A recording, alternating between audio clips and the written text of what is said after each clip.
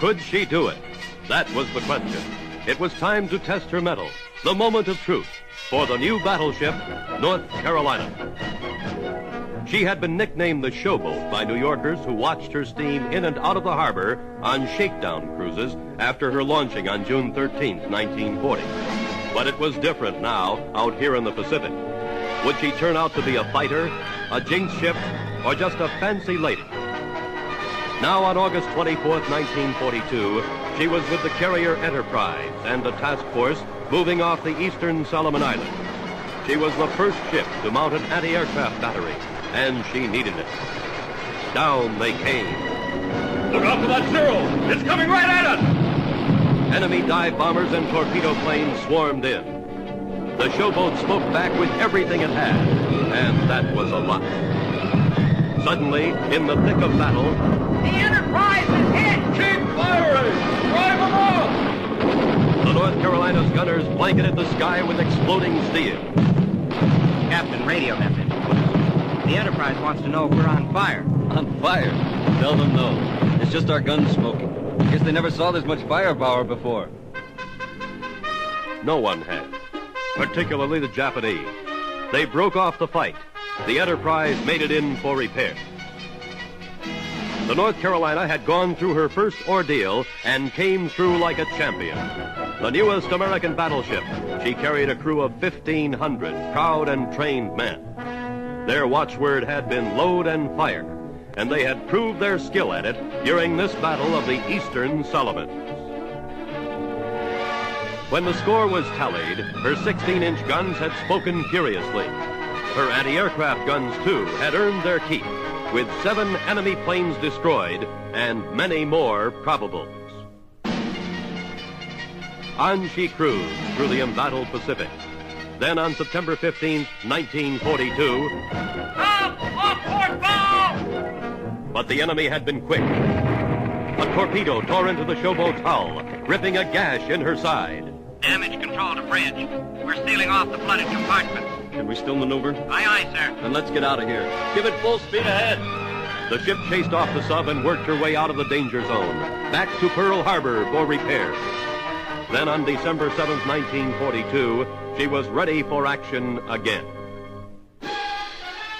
The showboat's fighting edge grew sharper, for now she had new and better fire control, gunnery, and radar gear. With a fast carrier task force, she covered troop movements throughout the Pacific. As Marines and GIs fought their way onto enemy islands, the North Carolina was in the thick of it, protecting the mighty carriers, pounding beaches, and even sending her scouting seaplanes into the action. Swooping into Truck Harbor, the showboat's 2 seaplanes rescued crashed flyers right under the enemy's nose. On she fought, hitting Leyte, Luzon, Formosa, and the China coast. At the assault on Iwo Jima, she hurled every last round of ammunition on the enemy in 4 days. One of the greatest naval bombardments in history.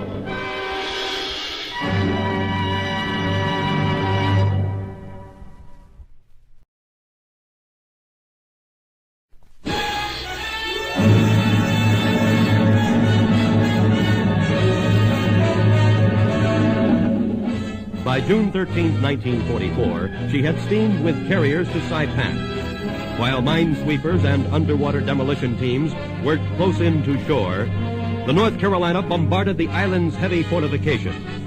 For nearly 7 hours, the battleship pumped 16-inch and 5-inch shells on the fortress. Engine trouble developed, so on July 6th, she was forced to sail for home and repairs. But the showboat didn't stay idle for long. On October 14th, fit and ready again, she set sail once more for the war zone.